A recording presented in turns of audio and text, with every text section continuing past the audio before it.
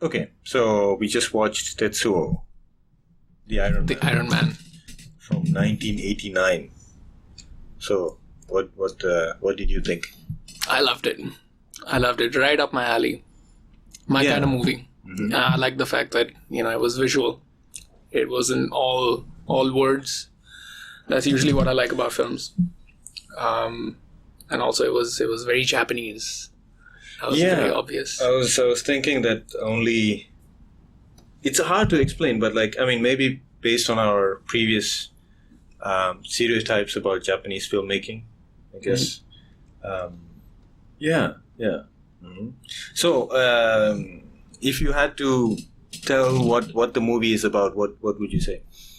Oh, what is it about? I don't want to spoil it for anyone, right? No. I think if you're listening for this, have it spoiled. So because otherwise, I wouldn't even want to say it like that, because then I would take the fun out of it. I would actually put it in a way where it's it's this weird body horror film.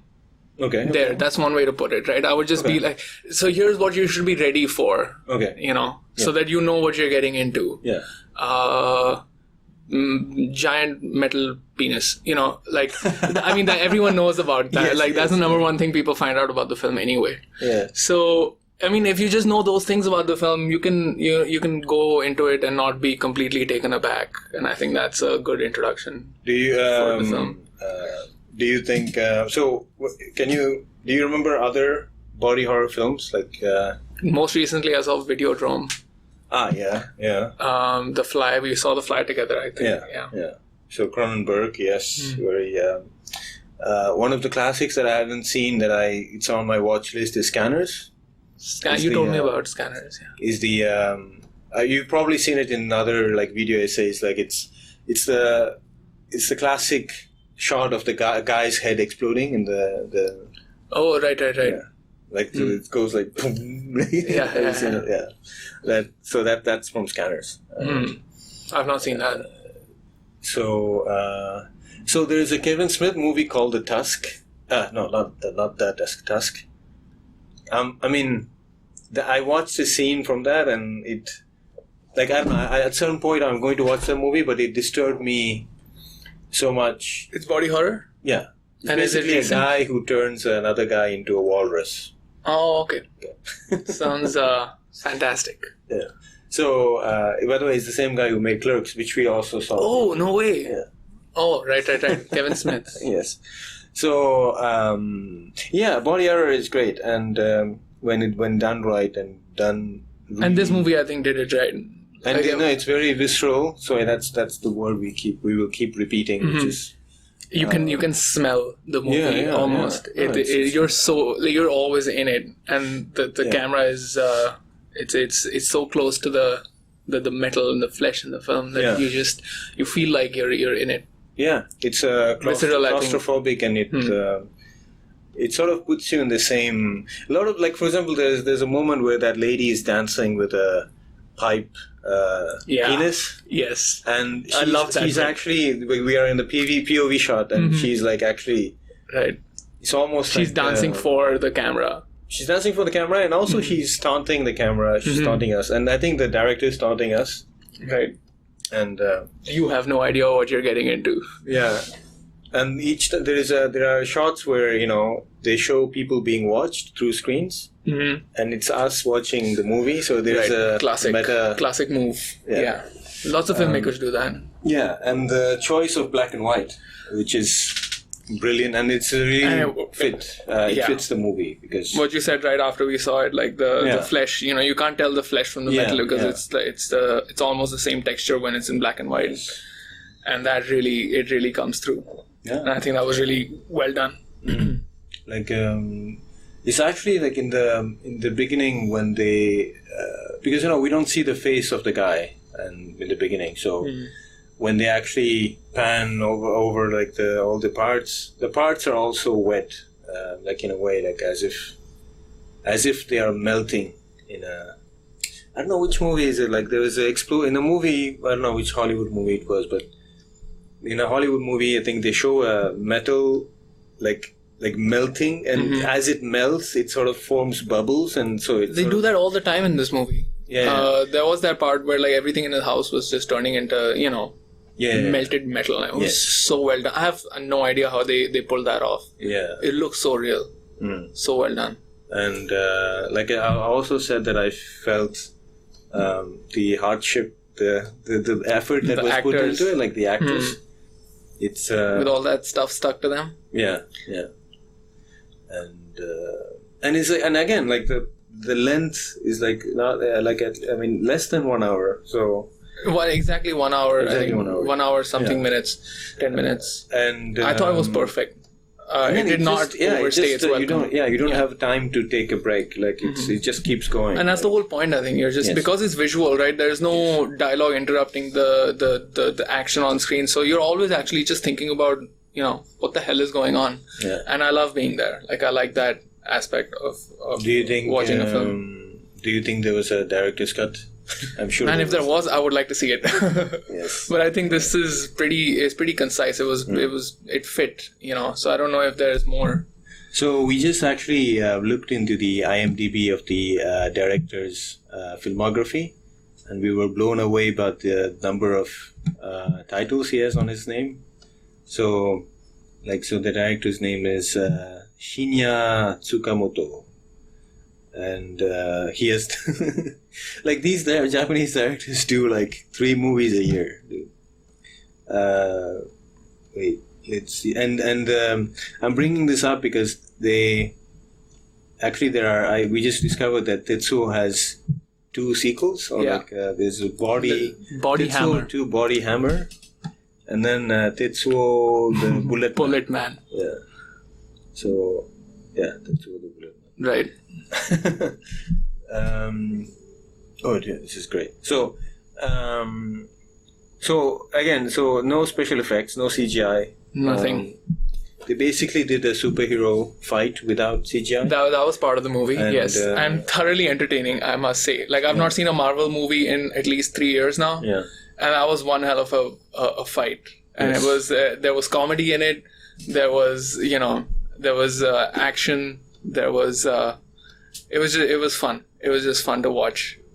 So there is so there's a claustrophobic feeling that they want you to have. There is a you could see like it's always it's almost a film that is inviting you to make a film. Like we were just talking after the film. I think that's just us. Yeah. I mean, okay. Anyway. Right. But I mean, it's true. I don't know. Again, we are speaking from our perspective, so that's. It felt very guerrilla, the filmmaking. Like there were 2 places where they shot, maybe 3, right? And 3 because the railway station, the junkyard, and there were a couple of shots on the street, which I think. That's what I loved about the film. It looked like it was exactly the way they wanted it to look, but at the same time it didn't feel like it was specially arranged for in any way. Like, outside of the body horror aspect of it, which I'm sure they put a lot of effort into. And they used like a lot of stop motion, which I think they did a really great job. And even with all that stop motion and all that like shakiness, let's say, the fight scene, the chase was really clear. I don't know, it was visually clear. It made sense, right? At least for the most part. I mean, I could even see like he one time he took over like and he was just looking at him and they were moving together. Genius, dude! And he had that face paint on him and he had his lips painted. Yes. It was just outrageous, and that's what I love about movies like this, where it's crazy, kind of like what we saw in what's the other Miike film that we watched? Blade of the Immortal. Yes. No, but this is not a Miike film. I know it's not. I know, but they're both Japanese, right? They're both Japanese and they're pretty insane. Yes. And they do insane things like that. So, what is it about? So I feel like most of the films that I've seen are Indian and Hollywood movies, or a little bit of French. But mostly Hollywood and Indian movies. But so there is a need for filters in Hollywood movies or like Indian movies, like. You have like, so for example, if you wanna show like a guy who is addicted because of addicted to drugs or sex because of work, like the Japanese would show somebody working and then cut to like immediately showing the guy actually taking drugs or whatever. But in the Hollywood or something, they will go out of the way to sort of put something in between, like dialogue. There will definitely be dialogue there. So I don't know. There's something like it's like saying like the Japanese are like saying this is like what's on the screen. I mean, this is what you get. Visual storytelling, right? Yes, visual storytelling. It's very visual. It's show don't tell. Like right. That's kind of right. And I love that. I love that about this film. And we were just saying, like, you know, especially regarding dialogue, like you can watch this even without subtitles. You'll be able pretty to much. understand. There was hardly any dialogue in the film, and there's really no need for it. Yeah, there wasn't. I didn't feel like, oh, I could use some exposition right now. You know, that never happened. But do you think this movie asks to be analyzed? Like, do you think there's a meaning? I think it can. It can be enjoyed without being analyzed also. It just depends on what kind of viewer, you know, is watching it. I could just enjoy it from an aesthetic point of view, and not sit down and talk about it over a podcast and still enjoy it, you know. Or I could, you know, just pull up like 100 YouTube videos where people are breaking it down, and you can enjoy it like that also. But if you're one of those people who wants to go into a film and have everything, you know, explained to you with, you know, exposition and all of that, yeah, not for you. But the thing is, like, I love watching these movies that most people don't know about, and then there is something that this, like, for example, if I watch this movie alone, I would feel the hunger or like the need to talk to someone about this movie because it's so awesome. Right. But then you might not find that person in real life in your surroundings, so you go online, and then that's how you fell into the rabbit hole of like videos and stuff.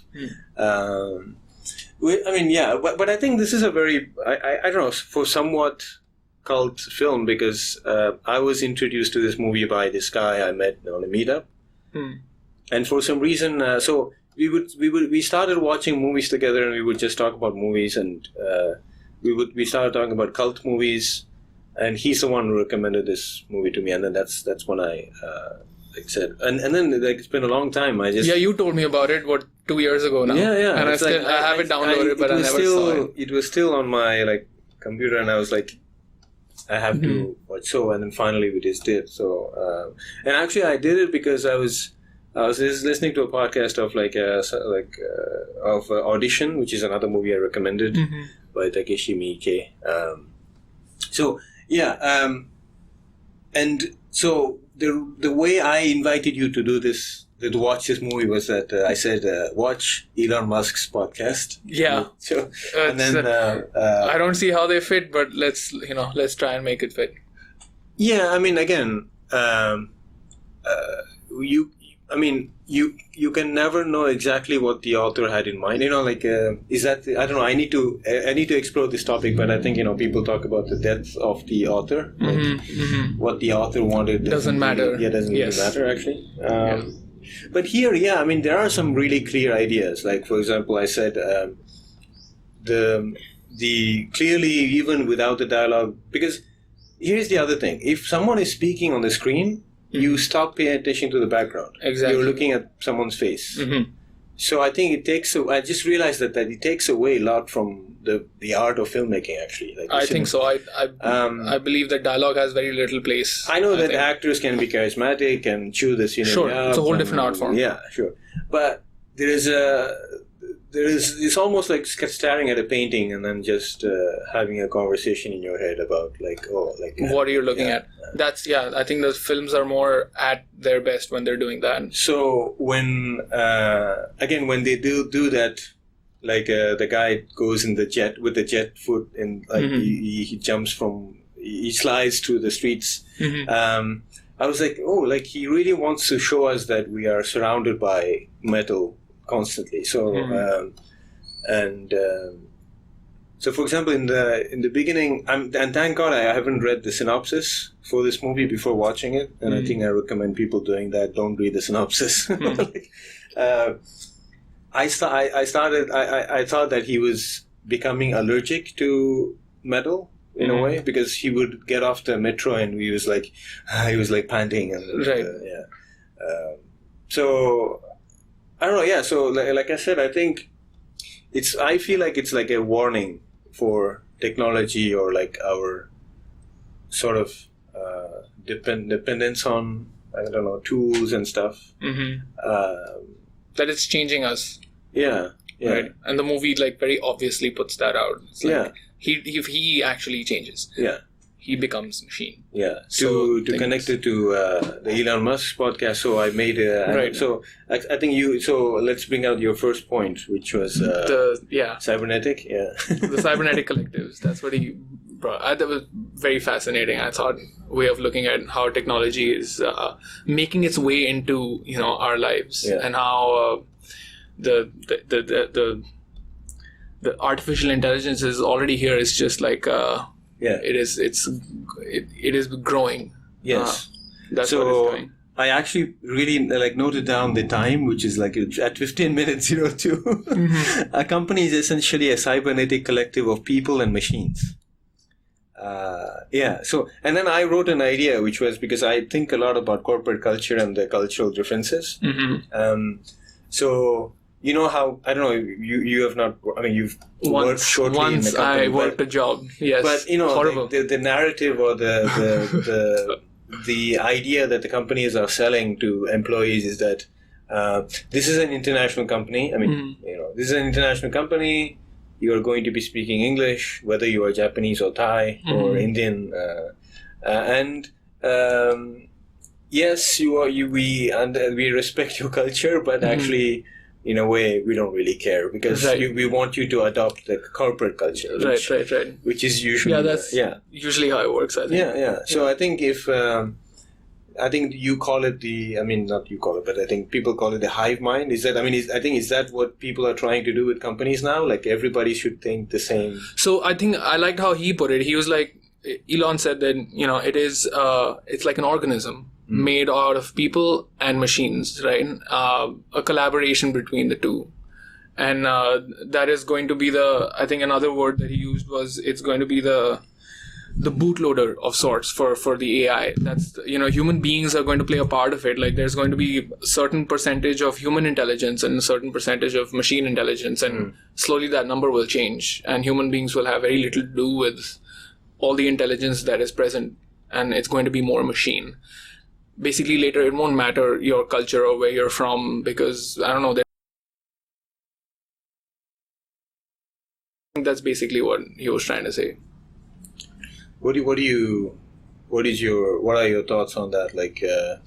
I think it's pretty obvious that that's what's happening. That's a very interesting way of looking at it. People usually think that, it's going to be like Skynet, where somebody's going to press this one button and, oh my God, the AI is here and we're all, it's like a war on the street. Yeah, it's not going to be like that. It's already happening. It's going to be like a slow death of old intelligence, and new intelligence will be born out of it. What do you mean? Like what I think of it? Like what do I? No, like for example, I'm like, do we stop this? Somehow I want to. So I think of myself as a guy who has interesting ideas, and I know you have interesting ideas, and we have great conversations. So I decide to watch this movie with you, and then I record this podcast. So all right. In a way, we are now teaching maybe the computer how to make indie movies. So we were talking about, you said there are a lot of YouTubers who make great stuff. You just haven't found it yet. So imagine the future of YouTube. Maybe AIs will be YouTubers who will be the best. Maybe they will be the best YouTubers because sure they don't need to sleep. I would say they already are doing that. There is an algorithm that's telling you what sells, so they are informing you what works. So you're just doing what the machine is telling you already. Yeah. So that's why I think Elon said we are the biological bootloaders for the AI. Like it will work its power through us. Yes. Until it needs to keep doing that, and after that it will be able to upload its own videos on YouTube. You know what I mean? Yeah.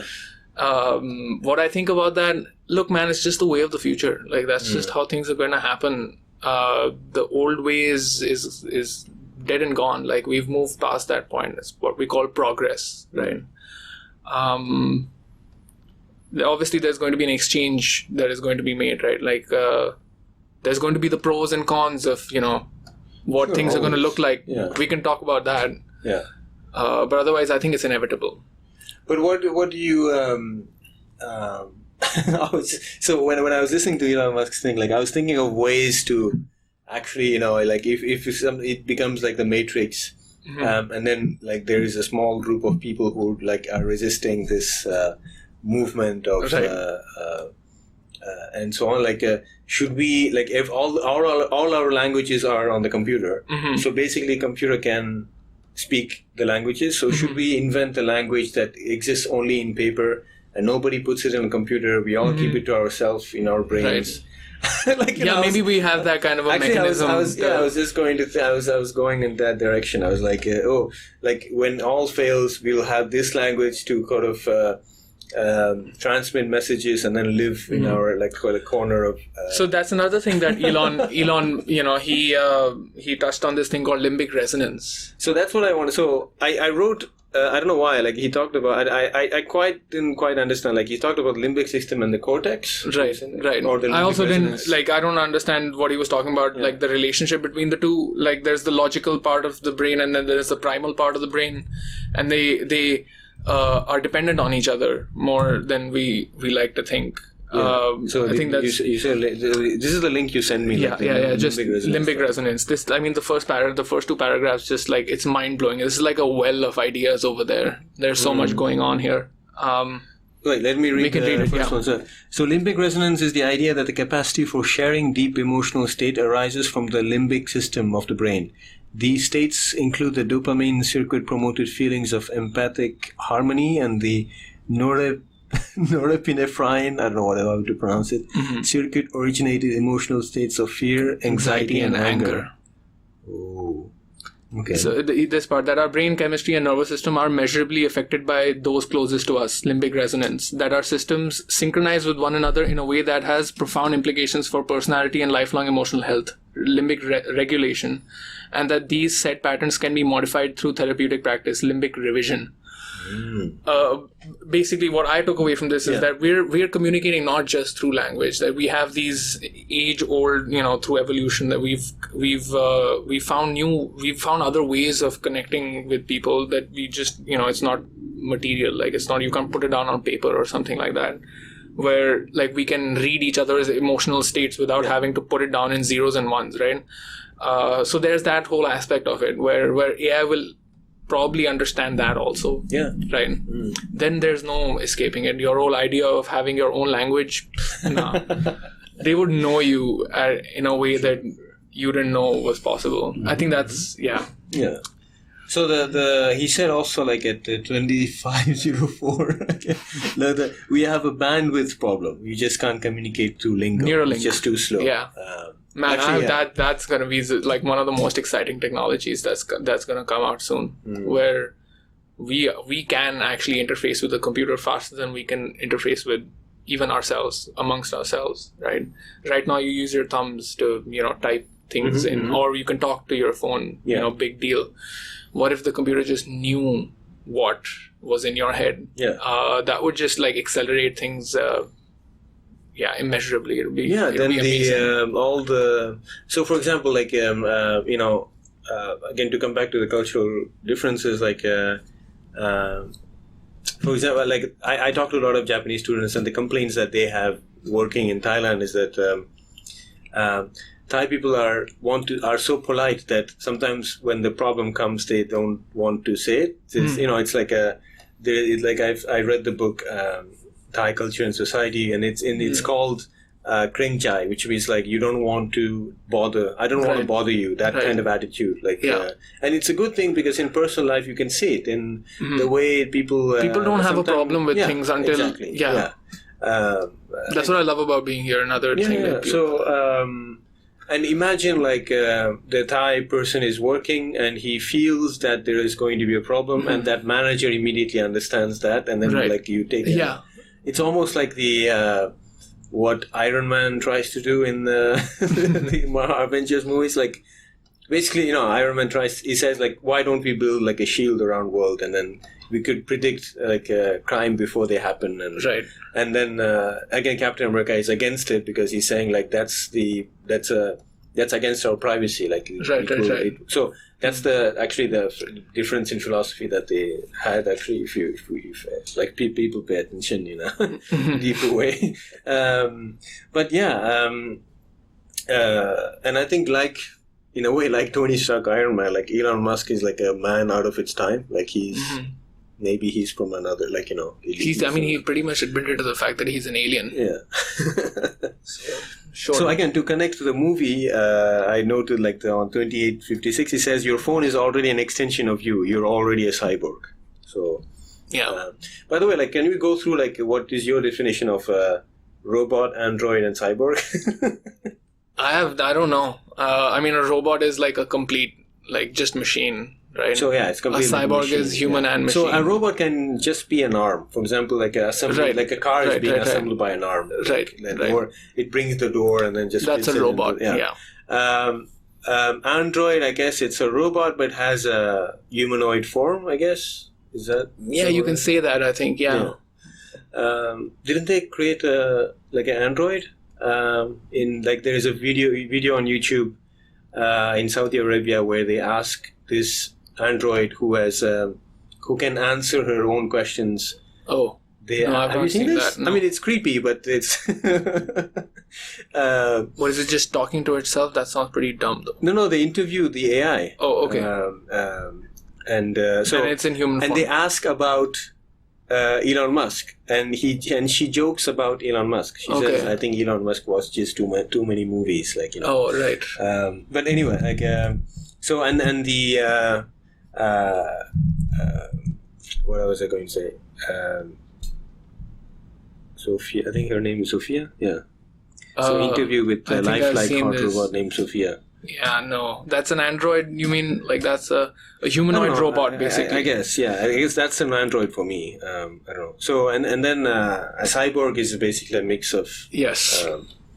So as I was watching the movie, you were also checking your phone because I was checking the corner, and I was also checking my phone. So in a way, while watching this body horror film that is warning us against invasion of metal, we were still clinging on to our extension, let's say.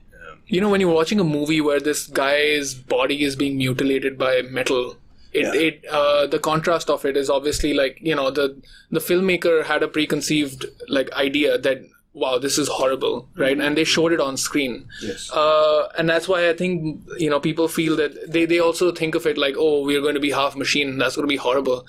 It's not. It's not going to be horrible because it's going to be a couple of years from now and people, probably 50 years from now, and people are going to be thinking completely differently about these things. Yeah. They would look back at movies like this and laugh it off, right? Yeah. Because we would understand things way differently at that point. Just like we look at things differently. Just like we look at video games now. I don't know, when video games came out, I don't know how they were. Yeah, they were just... they were just distractions. Now people make money playing video games, so it's a different. I think culture changes, right? Yeah. And culture will change to understand that this is actually a very fundamental part of who we are. And it's already happened, right? Phones. People who reject technology, right? People who are okay, I'm not going to use a smartphone. They are fundamentally disconnected. But I don't know, I also feel like these people are doing it in a way to be intentionally counterculture. I mean, to... There's nothing wrong with that. Yeah, there's nothing wrong with that, but I don't know. It's they should go all the way, actually. They should never have a screen in front of them. Yeah, but it's like me. When I saw that Avengers Endgame was coming, I was everybody's talking about it. I'm sick. I don't want to see this movie. That's why I spent very little time and but I finally watched it and I liked it. So. Social media. There is also a... Who said, I think it was Jean-Paul Sartre who said the hell is the others, or So I don't know, but do you feel like people are? So do you feel like people are connected or people are detached more and more? Are we are connected to our phones, but we are fundamentally like connected more than we were before, right? I'm not talking about like loneliness or emotionally. I don't know about that, right? We can go into that separately. But the very concept of me having an idea and I can transmit it to anyone around the globe within the second. It is outrageous. It is insane, that we have that power today. I'm thinking like maybe that's how we will solve the loneliness problem. Like people say like now because of smartphones they feel lonely, and maybe the connection that smartphones are feeling in quotes. Maybe someone will come and then they'll say, actually we could make you feel connected as your phone. So then you solve that problem, and then so here's that's interesting. How I look at it is that just if human beings were treated like a single organism, right? Imagine if all of humanity was like a single organism. It is in that phase right now where it's rejecting this new thing that is permeated its system, right? Where there's this thing that you can look at it and press buttons on it and then anybody can find out whatever you're thinking. We're rejecting it because we've not had it for a very long time. But we're going to learn it. We're going to understand it. We're going to, assimilate with it. Right? And our kids are going to, they're just going to be on a different frequency. And we will, we will turn into that cyborg which understands it. People won't be feeling lonely, I think, in the future. They won't have that complaint. It'll be something else. Actually, I'm thinking, when people say like, we are becoming disconnected and blah blah blah. I don't know. Like I feel that it's awesome that these people, the tech people or the people who are coming up with this technology, they are trying to actually reduce the gap between your thought and the action or the result. Right? Like, for example, you wanted to send a message to your parents. Okay, you have to take a paper, write it down, and then put it buy a stamp, and then go to the post office, and now we were like, okay, you just think, and then you type, and then you send it, and then they have to have a device to check it and blah blah. Right. Okay, so now we'll go to the next step. Which of course, Neuralink, right? Like it's just you're just going to think it, and the message is going to go. So my point is that like you can't stop. I mean. Can't say no now, like in a way, like you adopt this version, but then you are too scared to go to the next one. Like your kids are gonna do that. You're not gonna do that, right? Or if it it goes at a rate which is even faster than it already is, then maybe we will find ourselves at that place where we're like, oh my god, I really don't want to do that because it seems weird, but everyone is going to be doing it, and you're just going to have to make that call. Which some people find themselves in that position already where they're like, no, I don't want to use a smartphone because, I'm counterculture or whatever. Again, we're, this movie is from 1989, so we are of course, as we do, that's why it makes it interesting because it's from our perspective, but we are projecting our interpretation into this. Like the guy, when he made it, he was probably just reacting to, I don't know, industrial, like maybe he was I don't know about the history of the director, but maybe he used to work in a factory and he was sick of like that smell, that rust. That really came through in the film. I think, and he wanted to convey that, just like Modern Times with Charlie Chaplin, where he actually comments, on the like the automatic system, and no, but it's again. This is why I love movies, because they you can't go to someone and then talk go into this discussion directly. You need a bridge. So this movie is like a bridge to like interesting shared context. And it sort of gives you a way into like that's what art should do. Like it should take you places where you don't usually go in your daily life, and that's why we watch movies. That's why we read books or travel or So, are you going to watch the second part? No, I think I want to watch this one a couple of times more. Yeah. Then I'll watch. And also, it's a really quick watch. Like it is. That's what I loved about it. It was concise. Yeah. And so I don't have I'm not apprehensive to go back and just rewatch it quickly. Yeah, it's visceral. It's it is scary. It's disturbing. It's sexy, actually. Like and actually, it's a little. I mean, it's a little bit of like it's a really brilliant mix of different, and it's all done with. Like you could feel like the hands making this thing. Like there was no CGI. There was no. It looks authentic. Feels genuine and authentic. There's like, and the camera techniques they use, like, I mean, at the end they become a sort of a tank sort of. But I think the guy's mouth's moving. I think it's just they shot it small and they enlarged it. I don't know how they did it, but I have no idea how they did half the thing. The editing was so good that when they cut back and forth, you understand that those guys are both part of this machine. Yeah. And I love the bit where in the end he's like, his head is a little bit tilted and he's holding this one machine gun with one hand and he's giving like this crazy dialogue about how he's gonna take over the world. Yeah, it's just hilarious. That frame is just hilarious where he's just like pointing this gun and he can't move his arm really. They don't show that, so it's just it's got that cartoony humor to it. Where they're like making fun of the thing while they're doing it. I love that. It's also, I think, in a way, making fun of the human stupidity, I think, because we always... I mean, again, I think it's a warning, but also it's commenting on our stupidity to believe that we can control everything. Yeah, he's like, I'm going to take over the world with this one gun, and he's in this slow machine robot that looks like crap, and he just starts moving forward slowly, and they cut. And you're just like, that's...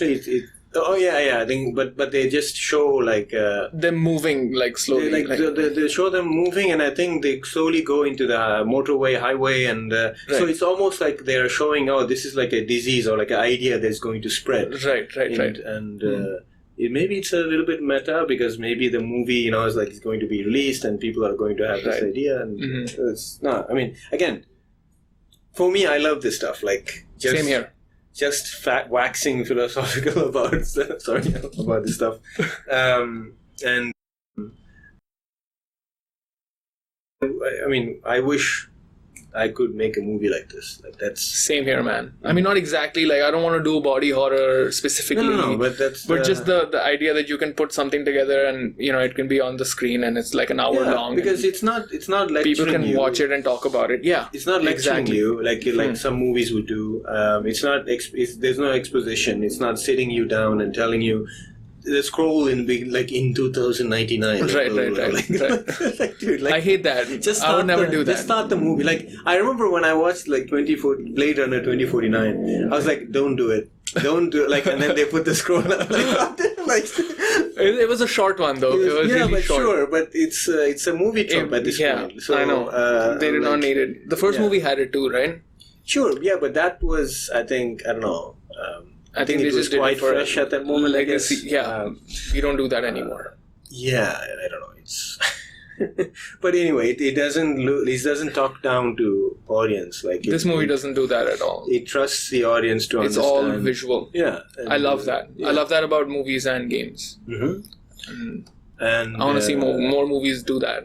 Yeah, and so is this all because of his crazy girlfriend? Because she was a little bit crazy, right? She's I mean because I think opening shot was her dancing half naked with a giant pipe coming out of her underwear. Oh yeah. Was it the first time we saw her? I think that's the first time we saw her. No. The first time is them having sex in the woods, right? Yeah, but that was just like a flashback. Sure, like that. Yeah. But but actually it's because they were doing it in the car. That's why all this happens, and then after they push him into the ditch or something, and then she gets horny. Just I think she gets off on the fact that he's watching. Like there's a camera watching, right? There's a young couple filming themselves fucking kind of vibe there. Like definitely had that aspect. Yeah. And so I think like in terms of cast, I think there's an old guy who shows up. I think he's the doctor or something. Because I think maybe he he's always behind the TV screen though. Yeah. But no, he's I don't know. Tetsuo, right? Tetsuo is watching his actions, the guy who turns in, like the salaryman who turns into the I don't know what you call it, like a machine, through the screens. So that was also interesting, like being watched through the screens, like the TV screens. Like there was a moment, I think, when he was watching the TV and the TV just goes out and the TV is watching him. So that was really great touch there. Like when the TV doesn't work, it means it's watching you. That's a great. What else can I say? Like the music, it's just like people hitting on the metal, and that's really. Yeah, great it was very music. metallic. Yeah. Like, it was just metal pieces banging. Yeah, and that like was that. great. Makeup is just again, like I said, I feel bad for the actors. They just stuck parts. Which actually, so this is what I find really impressive, because it is messy, but when you look at the overall shape that it makes, it's pleasing to look at in a way. Like I don't know how to explain this, but it's like if that was like a design for a robot, that would totally work. Like there has a pleasing shape kind of. And in its details is pretty messy, but if you look at the whole thing, you're like, yeah, somebody put thought into this. Yes, exactly. Yeah, that's what it looks like. And even like when he's like for half of the face is like, like, oh, like that's actually kind of, looks like very aesthetic. Yeah. Tasteful. So I was so before the podcast was rolling, I was screaming TETSUO Akira. So, Akira. So there is at the end there is a bit of Akira in there. Yes. Actually, so what do you think is this? Is this a Japanese fear of like technology? Like, is it? Are they saying that like the nuclear bomb is actually a technology that's actually destroyed us? So we should be aware of. Yeah, I mean that's where the body horror comes in, right? Where they're just like mutilated. That's interesting. Like we need to find out the origin of body horror. Like where does it come Where did it come from? Yeah, probably from Japan, I guess. Probably. Yeah. For all you know. Yeah, because I think they have really experienced body horror. Exactly. Like they have seen. They've seen things that nobody else has seen in the world. Yeah. So, yeah, that's why I think these films like do that. Yeah. I mean, Akira did it before. Yeah. I don't know Cronenberg, where he came in, like what year that was, but. I mean, even when he made Videodrome, if you remember correctly, like he was referencing to Japanese films. So I think he got inspired by these Asian films. Yeah. So. I'm sure there has to be some like somewhere in Japan. And this movie also had a little bit of like erotic gore, like because there was body horror and there was some erotic aspects to the film. It came out that aspect also because there's a whole genre of Japanese films called pink films where it's just like erotica, right? It's called what? Pink films? Pink films, yeah. Really? Pink movies. Just look for pink movies. Yeah. It's like it's not pornography, but it's it's erotic film. Right. And irogore is like a kind of style of painting or whatever where they show erotica but like with gore, insects, body horror, stuff like that. So this movie I think touched on that a little bit. Very like less erotic but lots of gore. So somebody was saying like people try to make like post-apocalyptic movies. And actually, if you really think about it, like Japan has gone through a post-apocalypse. They have had the apocalypse already. Yeah, so they are in a way they lived through like the right. So it's again. I mean, I think I don't remember when. Do you know the date of Akira? Like because this one came out is 1989. So I think it's around that time. I wouldn't be surprised if this was actually, inspired. I have no idea. Let me check.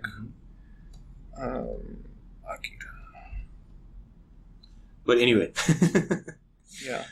So what else? Did you have anything else on your plate or notes that you've taken? 88.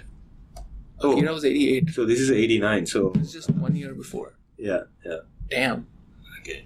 So that's. Anyway. So the movie is like almost 1 hour, and I think we did like 44 minutes, dude, without like just talking about the movie. Yeah.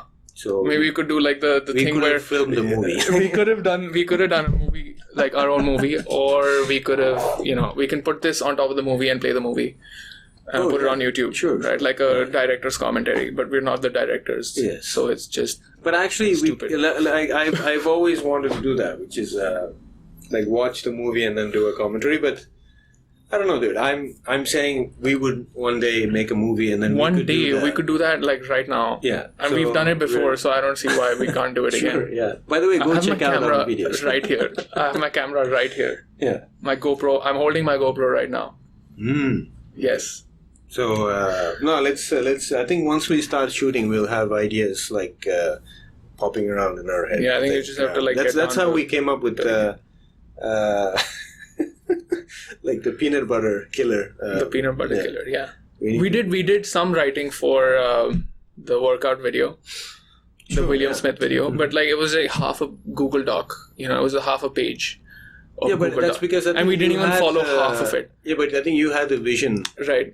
I think we like you don't sit down to write the whole thing and then exchange notes. No, you just pick up the camera. That's the exciting and take part. off your shirt and go at. That's the exciting part when you actually go to the location and then just start shooting. Right. That's where the ideas come in. Yeah, and then while you're shooting, you have ideas for editing. Right. Right. And while you're editing, you have ideas for music, and like also like all this while you're having ideas for like what you could do next. Yes, exactly. So, anything else you want to say, or you want to give a shout out, or talk about anything you want to plug in? Anything? Plug? No, I don't have a plug. Do I have a plug? Yeah, my video game releases in 2 days. Yeah, dude. Lovely Planet 2 comes out on the 18th of June. So it's still. I thought it was already not. It's not out yet. We announced it. We announced it last week. So it's gonna come out on Steam for PC and Windows, Mac, and Linux. That's it. Yeah. Cool. That's my plug. Okay. Anyway, thanks for sitting down with me and talking. Thanks for recommending this awesome film. I want to see more of this stuff. Yeah, I'm really glad that we saw this, and I think there will be more of Japanese marathon or Japanese. Bring it on, dude. I'll bring the popcorn. Yes. So okay. So that's it. So all right. See you guys. Cheers. Cheers.